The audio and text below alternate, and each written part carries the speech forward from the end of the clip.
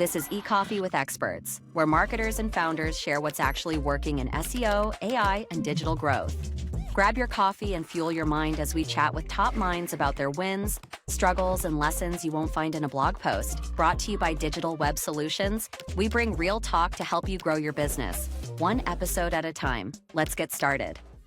It's an interesting place to start. I was having this conversation yesterday of how do you build a brand in 2026, knowing that you can produce high quality work, high quality systems, high quality deliverables, and you don't have to have a brand anymore. And in the AI space, the post AI search era, we're talking about share of voice, like brand recognition. How do LLMs pick up on your specific POV as a brand and be able to highlight that? I'm curious to hear your thoughts. How do you build a brand in these days?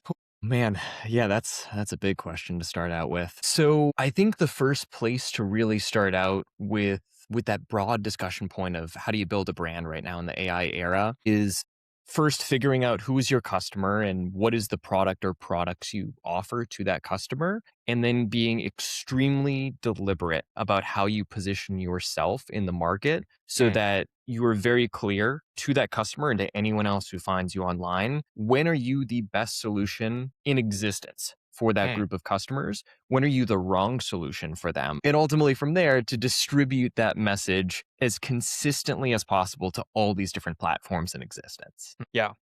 You mentioned something good, which is discovering who you're not for. And as you've had a long history with entrepreneurship, before Intergrowth, and you've found out what didn't work quite a bit. But I think, finding who you're not for is equally as important, if not more so important, right? Because early entrepreneurs will try and say, hey, I can do everything for everyone. I see this in the agency space all the time. The agencies who are typically under seven figures, that seems to be a trend.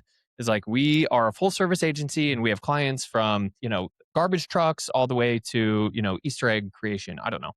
They're just all over the place. But what I see is when scale starts to happen is they narrow down. They say, okay, we can now say no to a certain type of clients. Have you seen something similar in your experience? And that's, I would say in the past probably 2, maybe 3 years, that's one of the biggest shifts that we've been making as a team. So yeah, for context, we were that exact agency that worked with every business under the sun. The way I always described it is we were an agency, early days, we were entirely focused on SEO content marketing, but really we were focused on getting the right people to your website. Early days, I would say we're in a space where we would work with any business that we knew would benefit from SEO, which was really easy for us to comprehend internally. And it was a nightmare trying to communicate externally. It was something along the lines of, oh, well, if they have a high average order value or high average customer lifetime value, if they're in a space where there's a lot of education involved before they make a purchase, the list goes on and on. And I could look at a business for 10 seconds and say, oh yeah, they'll be an exceptional client for us, or this business is a terrible client. But it was so grueling to explain, who are we well suited to help out? So the answer ultimately became, hey, we can help anyone, more or less. Past maybe 2-3 years, we've really been narrowing the focus. Right now we're entirely focused on B2C customer acquisition and narrowing that focus more and more every day towards e-commerce. So the only thing that we've added into the mix from there is we've also added Meta Ads as a service, really because so many of the e-com brands that we're working with, we're seeing this trend where, especially right now, when tariffs are really hurting the e-com industry in so many cases, but even just in general in a down economy, SEO, content marketing, they're not great services for businesses to invest in if they need to think about profits in the next 60 to 90 days. I would argue SEO is the best long-term investment you can make in your business 9 times out of 10. Sure. But if you need to be profitable on that investment in 90 days, don't invest in SEO. That's the wrong play. Yeah. So we see Meta Ads as such a good complement to that. If you can start out with Meta Ads, get to the point where you're profitably spending 10, 15, 20K a month on Meta Ads, funnel some of the profits away from Meta Ads to a longer term growth channel like SEO, and you're going to scale your business like crazy. Nice thing about that too, Meta Ads, you're going to reach a threshold, which varies depending on your industry, depending on your product. But every business reaches a threshold at a certain stage of growth where the cost to acquire a new customer starts to increase gradually to a point where like there's really not any margin that can be had by Mhm. spending more to acquire more customers on Meta. So if you can build that secondary growth channel in the mix that's not contingent on, high customer acquisition costs rising as you gain more customers, but actually the inverse happening, you have this incredible 1-2 punch to build a really thriving business. Yeah, and it sounds like you, through your experience, you know that going into a new engagement with a client, and you can whip those different tools out of your tool belt and saying, "All right, here's the strategy. Like we can do multiple different things, but we can't really do them all at once, or we shouldn't do them all at once." And it's a good point that you're making that in order to scale, you need retention. Like if you're just churning clients month over month, it's just not going to work. But with the client acquisition cost, SEO and like the long term organic is where you can see those like fat margins start to come in. How do you, when a new client comes to you and you're starting an engagement, how do you explain that concept for someone who, I'm going to give you a hypothetical. Let's say, they are an e-com brand and they're relatively small. Let's say they're still in the kind of startup phase. They have some revenue. Maybe they have a Shopify store. They've tried ads before and they come to you and you say, listen, like it costs money to work with us. We're going to do our best, but just know that the customer acquisition cost in this competitive market is relatively high for you. What's that conversation like in justifying or explaining your decisions in strategy that might be different from what they've heard before? Ooh, that's a great question. So let's add some numbers into the mix so we have like a really tangible example to work with. Let's do it. You're talking smaller business sizes. What comes to mind for me there is, maybe they're at 500,000 annual revenue. Simple math, we'll say they're doing $50,000 a month, 40, Sure. 45,000, whatever that comes out to. Mhm. 45,000 monthly revenue, maybe they're at that point, if Meta and Google ads are their entire customer acquisition source, maybe they have some recurring revenue coming into the mix depending on how focused they are on email. Maybe they have some brand affinity that's driving, 5, 10K a month in sales for them. But let's say they're spending 15K a month between Meta ads and Google ads. They think that they're profitable, but they're not entirely sure. They kind of have like that gut Mhm. instinct that, hey, if we spend more money on Meta ads, we're going to make a little more money, but we don't have like the exact numbers to justify that. Mm. First thing I'm saying to them in that scenario is let's start out by making sure that you have a very clear correlation between spending more money on these channels and getting more money and getting more profit specifically. Mm. So, first few things that we're putting into the works from there are one, let's build out that actual analytics platform that's going to give you confidence in those numbers. Mm. Baseline, a lot of that can be solved by looking directly in Meta ads, making sure that we have proper UTM tracking coming into the mix so that data is pulling in cleanly into Google Analytics. More advanced version of that is going to be setting them up with like a more sophisticated attribution tool. Triple Whale is a phenomenal one that we work with in many cases. Mhm. Triple Whale, in my eyes, does an exceptional job of saying, hey, here's the dollars you put into this specific channel. Here's the revenue we can attribute to it. They're going to do a little bit better of a job than Meta as well. They're going to be a little bit more honest about how much of those sales truly came from Meta than Meta's going to Mm. say. We Mhm. always joke Meta might be exaggerating those numbers 10, 20%. Yeah. So that's step one. Let's make sure we're in a place where you feel confident that these $15,000 a month that you put into Meta are actually generating, maybe it needs to be $35,000, $40,000 in monthly sales Mm. for you to be profitable there. Mhm. Second thing we're looking at is like, what is that actual margin we need to see? So first, if you we're going to work with simpler math here. Let's say Mm. it's $10,000 a month because I'm struggling with math today.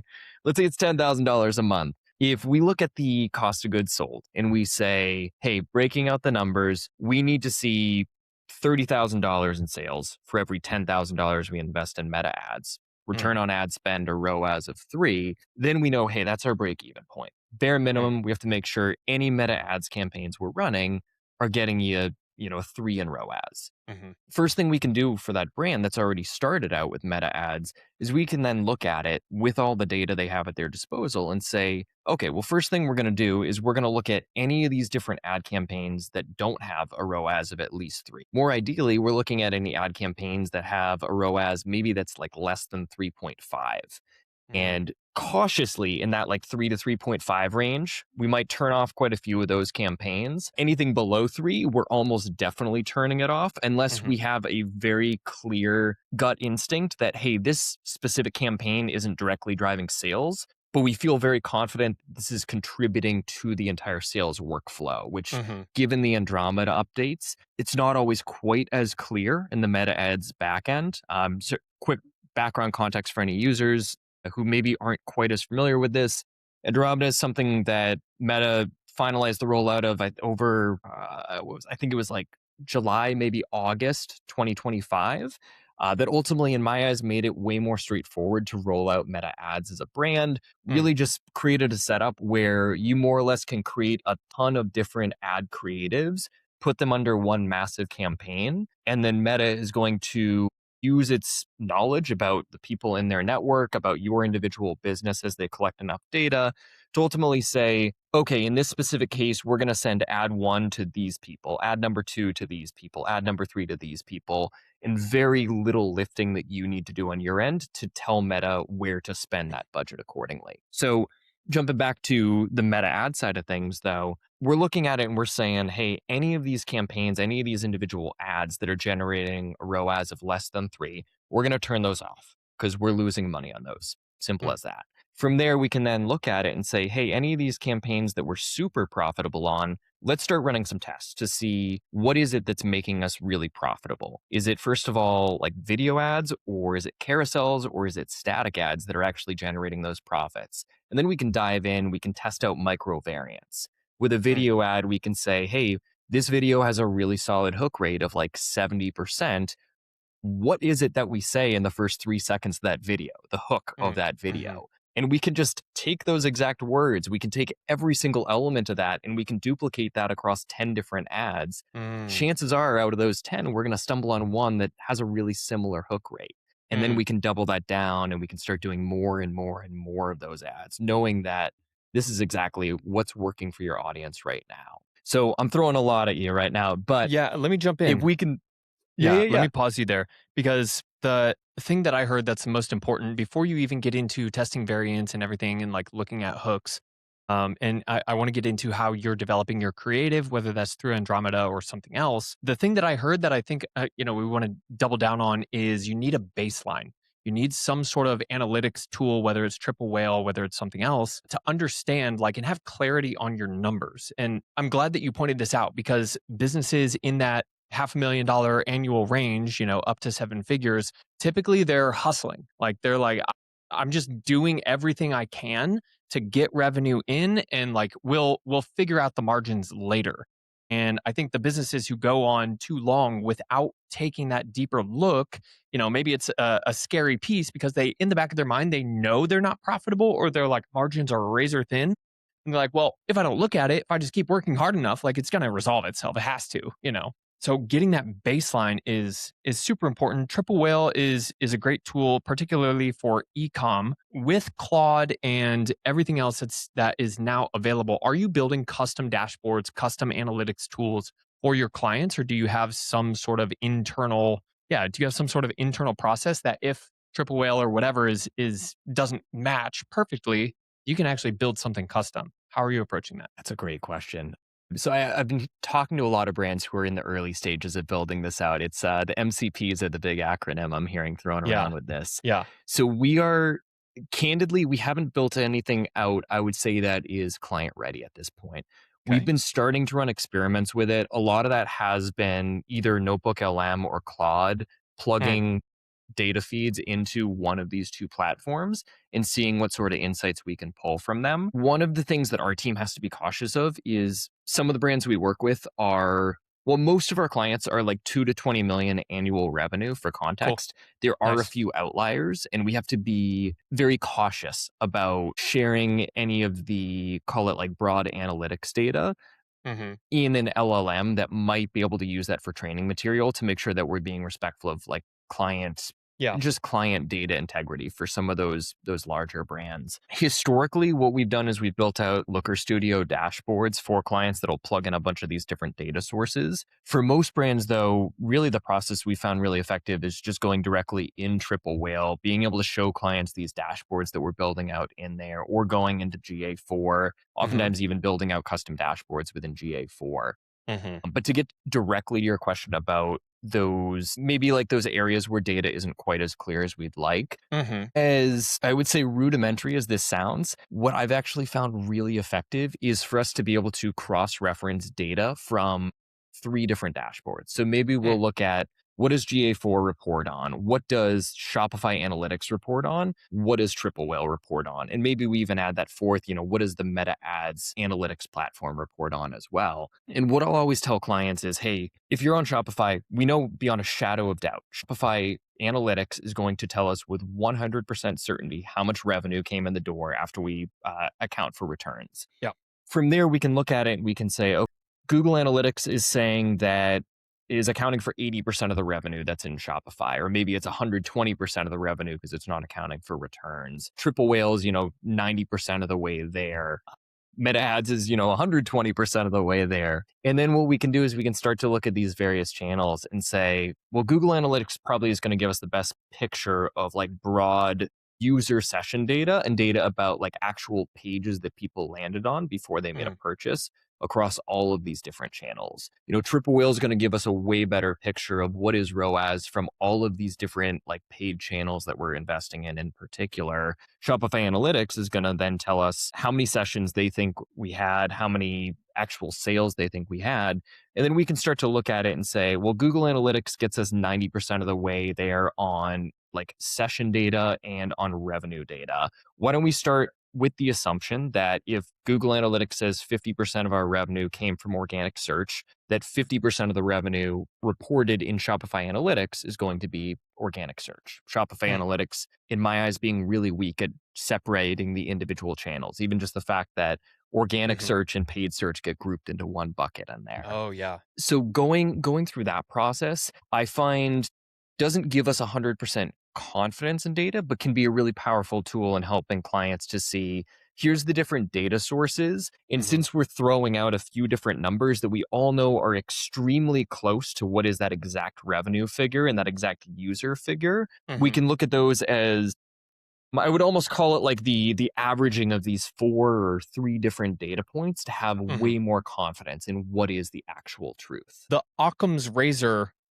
version is, I love this phrase. And when I first heard it, I was like, oh, dude, that is how I'm going to live my life. The easiest and the simplest answer is often the best one. And, I think that resonates with what you said is like, okay, we already have these other platforms. We don't have to reinvent the wheel. We just have to like combine them and find out the story arc of like which is going where, which channels are most profitable. So then you can take this analytics data and back to the previous conversation of let's use 3x ROAS. We can find the channels, the creatives, the hooks, the market or the targeting or whatever.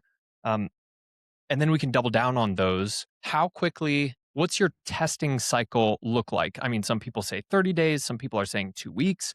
I talked to someone who's developing basically like an ad creative, how do I even explain it? Like a hypothesis platform where they're looking at all data of past performing creatives. You can upload your creatives and they can say, all right, based on the data, this is the most likely to perform creative. And then it will actually generate like versions of that have a higher likelihood of performing. So that testing cycle is like, it's a day basically. So what's the testing cycle look like for you when you're testing creatives? Ooh, great question. So I would say the exact number of days is going to vary really drastically based on what is the actual ad budget. So what I find really effective is, let's say we have one overarching campaign budget with the main goal. For us, again, most of our clients are in the e-commerce space, so we can say, sales campaign is exactly what we're looking at.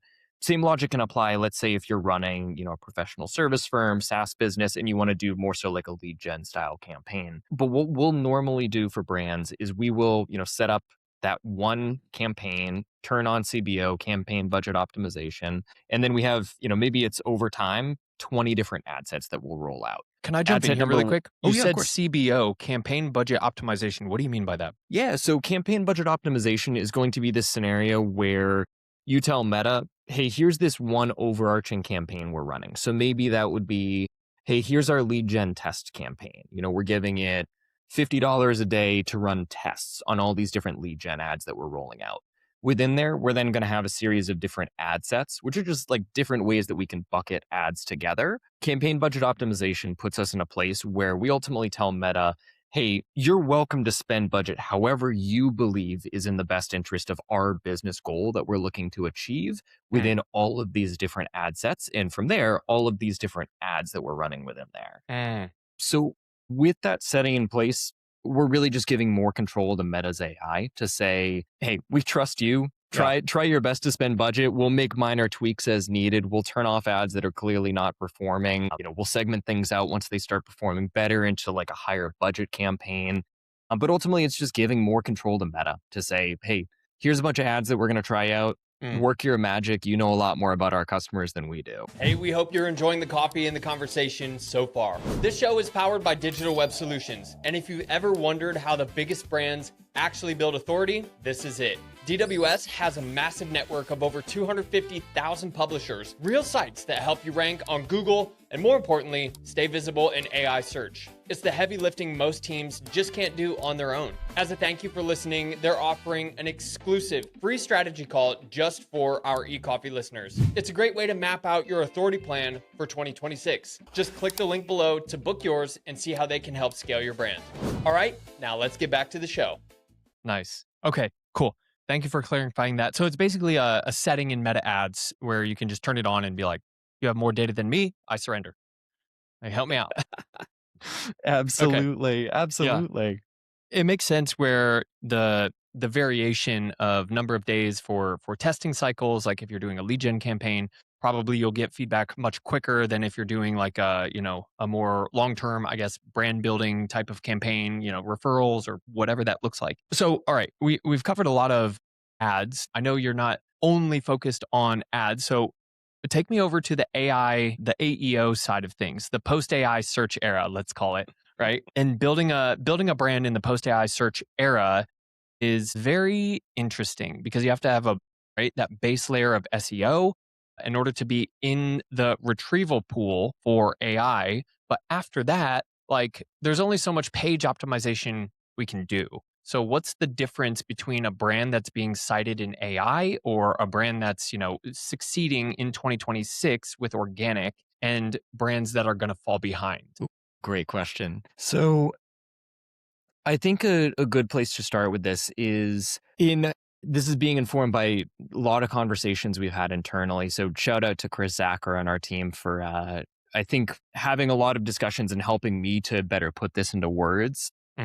My views on broadly whatever acronym you want to work with, AEO, GEO, you name it, but ultimately optimizing your site for various LLMs. I'm looking at it now as is in the best way possible forcing SEOs to level up their game. And what I mean by that is, SEO up until, I would say, really, it was up until the day that ChatGPT launched, all that any SEO was talking about was how do you optimize your site to rank in Google. That was it.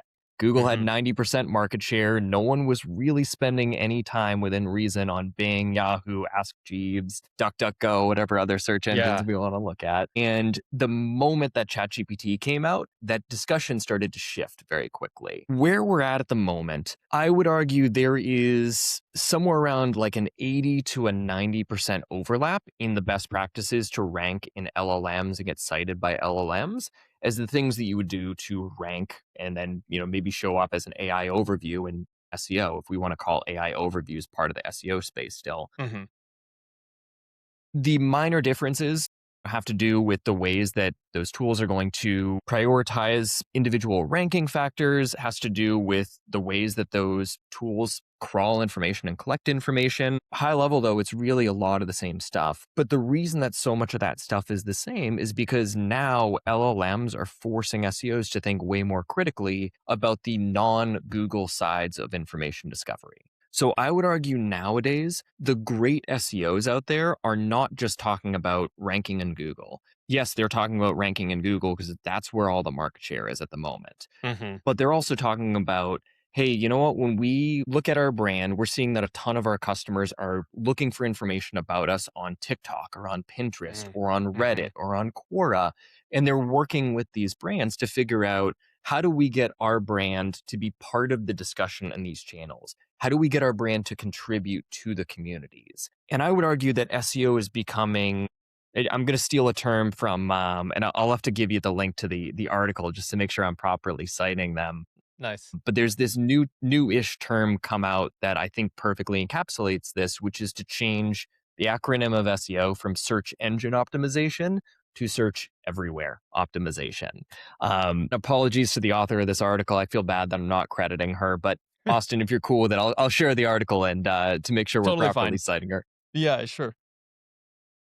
But for SEOs, I think the big opportunity that's out there is we have this ability to learn from the way that large language models retrieve information. And so much of what they retrieve is not just looking at your website, not just looking at links from other industry-leading publications, but looking to see, how are people talking about you on these different forums?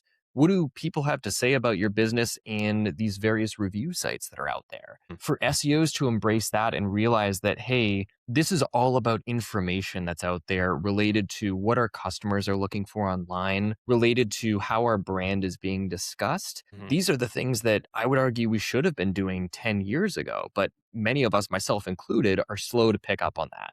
So what I see for the future of SEO, kind of trying to bring together a lot of disconnected thoughts there, is there's so much opportunity for us to look at it as SEO is no longer about Google. It's about getting your brand involved in these discussions wherever your customers are active online and making sure that you're being consistent in the way that you're positioning what makes your brand great, what makes your brand weak, and who you're really well suited to help out. Back to the, who you're not for. And I want to make a comment here, because what we see on social media is, you tackled it with the hooks conversation.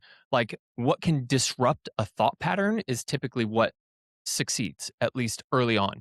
And you see this with some of these content creators where the first one who comes to mind is Drewski. I don't know if you know who Drewski is, but he's, he has like a, do you know who I'm talking about? I feel like I would if I saw any of his videos, but go on, sorry. Yeah, he's a bit of a controversial figure, and he does it on purpose. So I'm just kind of tying those thoughts together of like, okay, grabbing attention, understanding who we're not for. I think some brands are afraid to cut people out. They're afraid to stand their ground. They're afraid to draw parameters on what they want to focus on and like who are their people.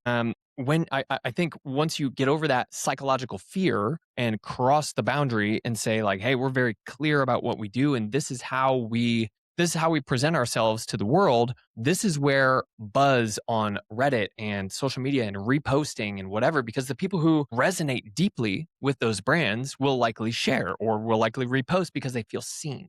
But if it's like just a general message, it's a lot harder to be like, oh, that's me. So I'm curious, when you're working with clients, how do you bring out these sharper angles?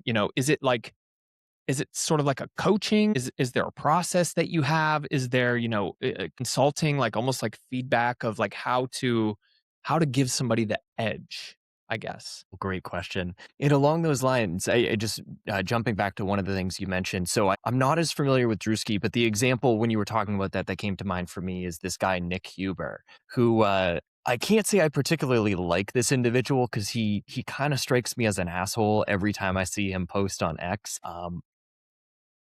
Deep down, I kind of think he's not as... Yes, exactly. Sweaty startup. Yeah. I'm kind of convinced that he turns the dial up from what is actually like a 4 to like an 8 or 9. Like, I'm pretty sure he's actually not the same person that he appears to be on X. Yeah. But I think about his posts, they drop so much controversy. And exactly as you said, there's a lot of people that really love this guy, follow him very closely, and are rooting for him. And then there's a lot of people that follow him really closely, comment on all his stuff, and absolutely hate him and are just rooting for this guy to fail. But all that engagement helps him to get so much visibility and really like fuel all the brands he's running. Yeah. To your question though about advising brands on this positioning side of things, it's still something that we're trying to formulate a really pure process on. The things that I've actually found to be really effective for it, though, and listeners can do this process internally. And also the SEOs here are going to have a little fury as soon as I say this one. Take the time to put together what's referred to as an LLM text file. I know SEOs. I know you're freaking out about what I'm saying, but hear me out. Quick background context, LLM text file. It's a concept that was created I think it was November 2024. No, December 2024. The idea was originally introduced. The whole premise was search engines have this thing that they look at called a robot text file, which ultimately gives them rules for how they're allowed to analyze different sites, how they're allowed to crawl different sites. The whole premise was LLM text file is going to be this one-page text document that you create on your website that tells LLMs a bunch of high-level stuff about your business, where to find various resources on your business. The idea being that it was going to make it a lot easier for LLMs to analyze your website. As every CEO will tell you, this has not been widely adopted by LLMs yet. It's the type of thing that LLM text files are getting no visibility from LLMs because they haven't universally embraced this technology. My take is there's going to be some time in the near future that LLMs do embrace this technology, and the brands that have already rolled this out are going to have a huge competitive advantage for that 1, 2, 3 month span before their competitors actually roll it out. So take an hour out of your day, put this together. You're going to have a huge advantage over your competition once it does get universally adopted. And once one of the LLMs adopts it, all of the others are going to follow suit within a week. But specifically for now, the reason I really like LLM text files is LLM text files can become a place where you are forced to very publicly state who is your product for, who is it not for, what is it that makes you uniquely better or uniquely worse than your competitors. If you can sit down as a business and you can put together that document and you can put it out for the world, despite the fact that no one in the world is going to see it yet, if you put that out there for the world, it's out there now. You can change it over time, but that forces you to be very deliberate in terms of who you are targeting and who you're not targeting and how you're different than your competitors. So if you as a team can internally decide on these elements, it's easy to sway. It's easy to say, oh, well, we're going to bend the rules because this customer segment would be really nice for us to work with. But if you take all that internal documentation and you're forced to put it into, let's say, a one-page text document that you then publish on your website, it's a lot harder to shirk away from who you are as a business. So I really like working with businesses to put this together. Again, not because LLMs are adopting it. As of April 1st, 2026, no one is looking at this.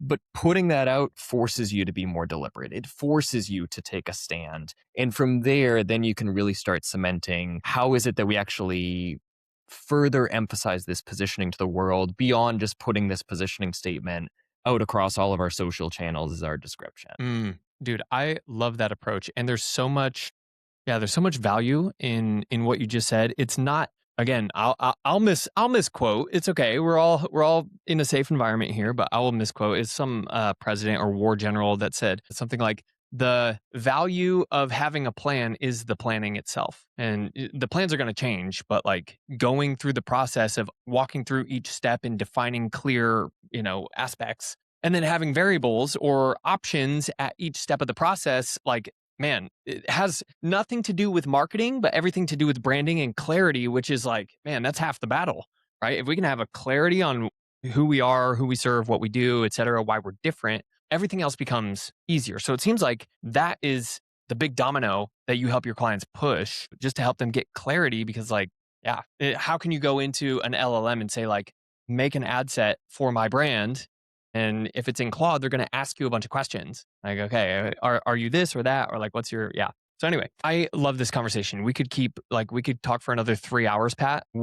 As we wrap up here, I want to know if you obviously search everywhere optimization. We're focusing on many things at once, kind of an oxymoron there. But if you were to say over the next 12 months, I am going to double down or I'm bullish on this strategy or this channel or this, approach, what would you say kind of your top priority or your top thing is that you're prioritizing or doubling down on or that you're bullish on in the next 12 months? Top priority at the moment. Damn, that's a really tough one. I know, I'm just grilling you today, dude. These are such good questions. Man. So I would say I'm going to give two answers depending on what stage your business is at. For our business right now, I would say our big focus is scaling up our Meta Ad service. SEO, content marketing, they're well established. We've been doing it for a really long time. We have a good flow in place that we know drives results. For us, I really want to level up our Meta Ad service. It's a year into the works. We brought someone onto the team who's an expert who's been doing this for a decade. But that's the process that I really want to formalize. So for me, I'm thinking Meta Ads, I really want to turn it into a consistent customer acquisition tool for us, because the more that we do that, and I personally manage the Meta Ads for our business to learn more so I can better sell it to the right type of clients. But the more I can learn about it from hands-on experience, the better advocate I am for when it's a good fit for businesses, when it's not. And I would say for businesses that don't have that primary customer acquisition tool yet, that's a really safe first place to start out, is with Meta Ads. Get super profitable on there and then diversify. If your business is already profitable through, let's say, like an Amazon, Google Ads, or a Meta Ads, that's when I would really advocate for taking that like blended SEO, AEO type approach so that you really can build out that long-term customer acquisition tool. So maybe the two-part answer I'd give is I'm really focused on both those areas. Meta Ads, I really want to level up that service and get it way more profitable for us as a customer acquisition source for our own business. On the SEO, AEO side of things, right now, I would say so much of AEO, so much of ranking in LLMs is a black box. And I really want to continue running experiments to figure out what are those nuanced differences that segment ranking in search engines versus ranking in LLMs. Again, right now, I think that they're very, very similar, but I want to get more data points, run more experiments to see where are those segmented areas that we can double down on those. Pat, we covered a lot of ground today, and I appreciate you having a full understanding of the life cycle of a company, of a life cycle of a client for that company, and being able to hit marketing in multiple different areas. And the thing that I took out of this conversation really is like, you didn't say it. I mean, I paraphrased you, but the concept of like have clarity with that llm.txt file, if you can get that locked in, like everything else becomes a lot easier. We didn't even get into the process of like how you do creative variations, maybe for my own sake, because you've dropped a couple different resources already. I'm curious, like as a rapid fire question to send us off here, what are like the top, I guess, 5 like tools or websites, or, if you had to hang on to 5 things in your stack, tech or marketing wise, what would those 5 things be? Let's think.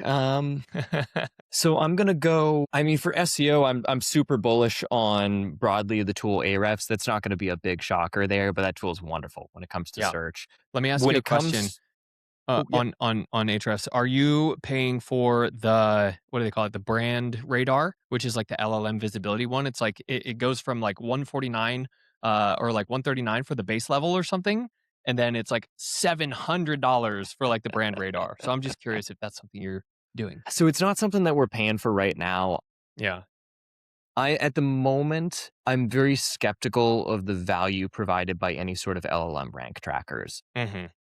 Rand Fishkin and the team at SparkToro put out a really good study, like I would guess it was 3 months ago. I think it was around January maybe, where they ran this small scale study to ultimately see like what is the overlap if you have 100 different people type in more or less the same query in ChatGPT. And the findings in essence were there is like next to no overlap between the brands that are cited and actually even the order that those brands are cited in for those various recommendations. So over time, I think that a lot of these tools are going to get significantly better at it. I've played around with a lot of them and I haven't been very impressed with what I've seen so far. So if people are listening and they've found a tool that they found to be really effective, please email me, pat@intergrowth.com.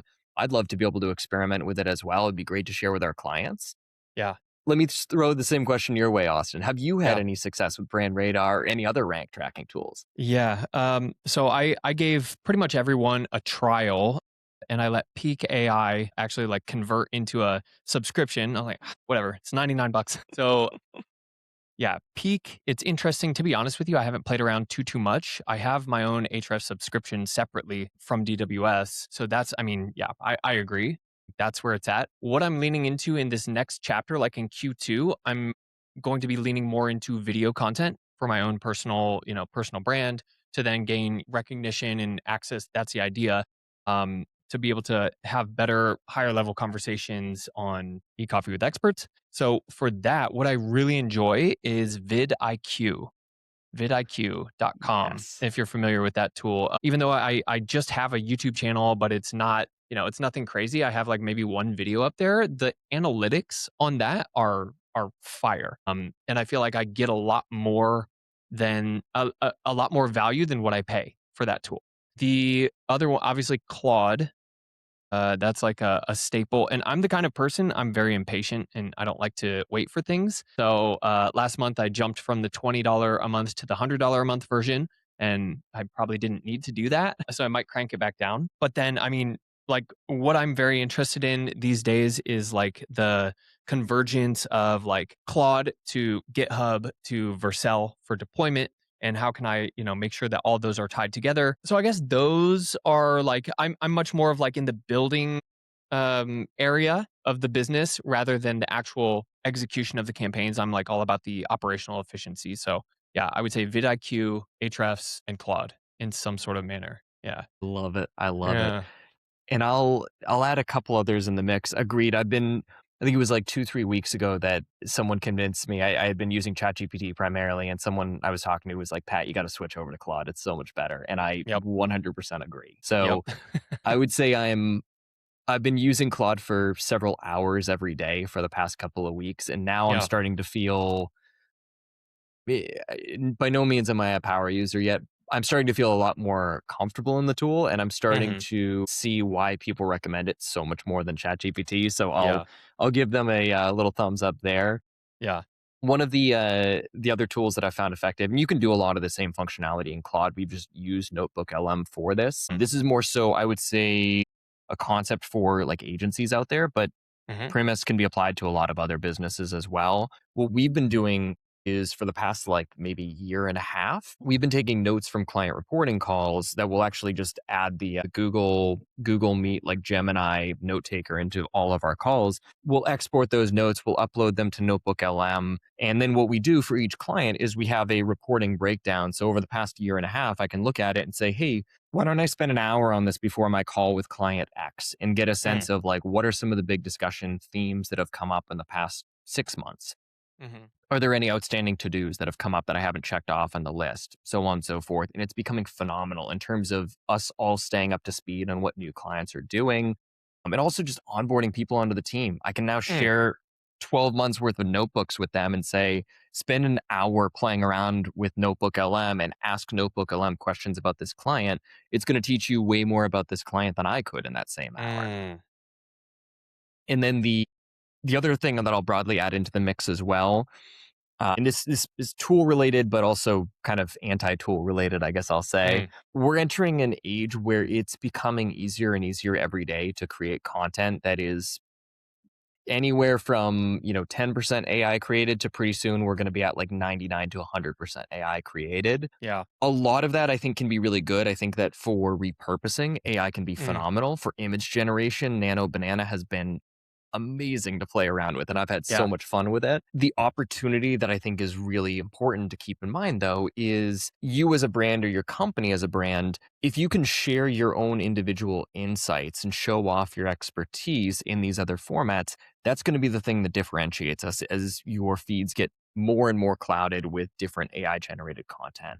So Mm. big opportunity I see is either start a podcast or start appearing on podcasts regularly. Riverside, the platform we're using to record this, is phenomenal. And one of Yeah. the really cool things about it, they have this cool little feature called Magic Edits, which can take a 45-minute long podcast, can snip out, 5 to 10 different little like 30-second, 60-second clips, whatever you choose. And that can be all of your fodder that you use for social media. Yeah. Look at these tools to help take the insights that you're already sharing with the world and share them in more different, diverse manners. But don't fall into the trap of letting AI become your tool for generating those insights. Yeah. Man, there's so much so much there. And like the repurposing aspect, even for myself, I'm like, dude, I have so much content that I record and like talk with people. And, even, I mean, obviously, it's probably not the right angle to take like internal calls and like make content out of that because there's confidentiality and things. So I can't do that, of course. How cool would that be though, first of all? Oh, amazing. But yeah, the repurposing of the content, and that's what I find a lot of founder-led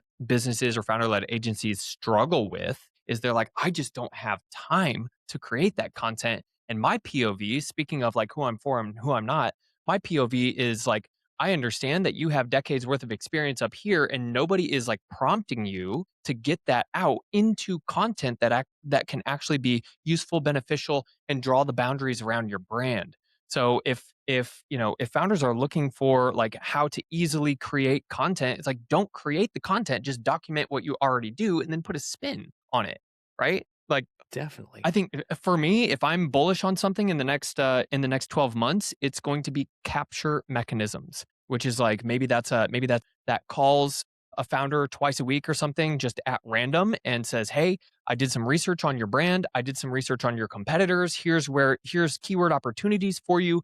Based on that, I'm going to have a 10-minute investigative journalist conversation where I'm going to posit things to you that are slightly wrong, and you're going to have the opportunity to correct me on those and pull that context along with Ahrefs research, along with prompt research, along with keyword opportunities, and create content that way, and then put all of that into YouTube short like scripts, and then feed that into HeyGen or Higgsfield or Veo and just create video content with your avatar. It's like, holy freaking crap, dude. Like there's man, I could talk about this because this is like where I'm at right now is like this positioning of like, it's all about capture. Absolutely. Yeah. Exciting. I know we're super over on time. Are you All okay good. if we go a minute or two over? Because I want to dive into that a little deeper. Let's rock. Let's go. I love it. Me too. So, because fully agree with you. I've been putting a ton of time into doing exactly that, figuring out how can I do a better job of capturing a lot of this short form content. Mm-hmm. It's only over the past like 6 to 12 months that I've been investing a lot more time into it. Mm-hmm. Process that I've been experimenting with for probably like a month or two now that I really like is, and I'm alternating between ChatGPT and Claude for this. But what I'll ultimately do is, over time, I think it's going to be Claude. I'll prompt one of these two tools with, maybe it's a dozen different articles that I've written, video, like podcasts that I've done, a bunch of different sources where I'm talking about a subject matter that I can speak to, that I have a lot of different opinions on, a lot of experience on. And what I'll do is I'll ask it to pose, maybe it's 5 questions or 10 questions that are open-ended, either as follow-ups, clarifying questions, or just general discussion points that I think might be interesting. And then as an additional caveat, I'll also do this for blog articles that I write as well. But ultimately, I take all these questions, I read through them, and what I'm specifically looking for is which of these questions do I read and my eyes light up a little bit because they say, oh yeah, I can really dive into this one. This will be fun. And then what I'll do is I'll sit down for like hour-long blocks. I'll set up just my iPhone and like typically I'll do like a vertical video recording. I'll have a ring light like I'm using right now. And I'll just talk to that subject matter for anywhere from like a minute to 2 minutes. Specifically, what I really like within this, I think my opinion might shift on this over time as I get this process more buttoned up. But for now, the approach that I really like with it is I'm keeping it very much unscripted, and I'm okay with letting myself ramble a little bit about these subject matters. My take is oftentimes when things like this aren't scripted, that's when the nuance, that's when the subject matter expertise is more likely to leak out than if you have every single word scripted and you have to try and get it really buttoned up. The downside is it's not as promising for testing different hooks, different CTAs, you name it. But I would really advocate for getting more comfortable on camera. I think this is a good way to approach it. And there are more sophisticated workflows that you can build out. Austin, you've built out a way more sophisticated workflow than I have. For people who are just getting started, though, you can start really simple. Plug 5 blog articles that you've written into Claude. Ask it to put together a list of 10 follow-up questions for you that are open-ended that you could create a 1 to 2 minute video about. Set up your iPhone and just record. do super light edits, post it on LinkedIn, post it on Instagram, schedule it to be reposted 3 months later. No one's going to remember the first time you posted it anyways, and make that a part of your weekly routine. Yeah. Yeah. Batching the content, I think that's what Alex Hormozy talks about. He talks about batching content. I saw a video of one of his sessions where he brings in, these 7-figure plus businesses. He's kind of like coaching them through a weekend or something. And this guy was like a roofing company founder. And he's like, yeah, I'm really trying to do more content. And Alex was like, well, why haven't you? What's the bottleneck?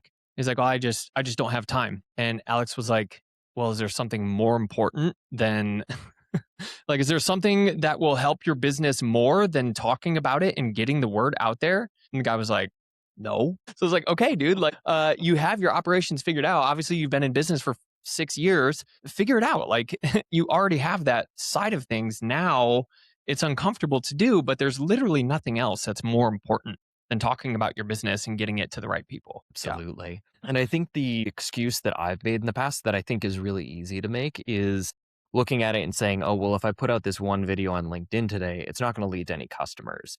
If I put out videos on LinkedIn every single day for a week, it's not going to lead to any customers. So I can't justify making the time to do it. And I get it because I made that excuse for a really long time. It's probably only the past like 12 to probably not even 18 months, probably like 12 to 14 months that I've been posting every single day across a couple of these different channels. Wow. Because I firmly believe like that's where the future is get your voice out there, be consistent. Some ways take the Neil Patel approach of just being loud, be unignorable. Yeah. You have to be loud, and it's definitely uncomfortable for a lot of people who have built their career around executing strategies, and they haven't talked about executing strategies. And I think right now that's where the gap is, and that's where the opportunity is. If you can talk about how you execute, talk about how you get the results for your clients, that will then attract more people to you. And like in the future where execution is commoditized based on skills or different AI platforms, the differentiator will be your POV. Going back to the like drawing sharp corners and like understanding how you see the world, you will attract people who resonate with this and say, wow, that's me. Yeah, that's exactly. That's it. Pat, dude, what a great conversation. This has been a lot of fun. We can tell usually I shoot for, 20 to 40 minutes of content, but whenever I get a guest on like you, who's just passionate and super smart, I'm happy to double that time. So you made it easy for me. You asked great questions. Thank you for having me on. This was wonderful. Awesome, man. So where can people engage with you? Where would you prefer they reach out to you? Yeah, absolutely. So I would say 2 primary sources. 1, find me on LinkedIn. Always excited to meet other people. 2, email me, pat@intergrowth.com, or just go to the intergrowth.com website, fill out our contact form. I'll be the one getting back in touch with you. But yeah, either way, always excited to meet entrepreneurs. Really what we do is we help e-commerce businesses and other B2C businesses get more customers from SEO, Meta Ads, and content marketing. Reach out anytime if you want to talk. Always excited to hear from people. Awesome. Well, you heard him. You heard him, guys. Reach out, and hopefully you can have as interesting of a conversation as we've had here today. Pat, thank you so much. I'll talk to you next time. Thank you, Austin. This was great.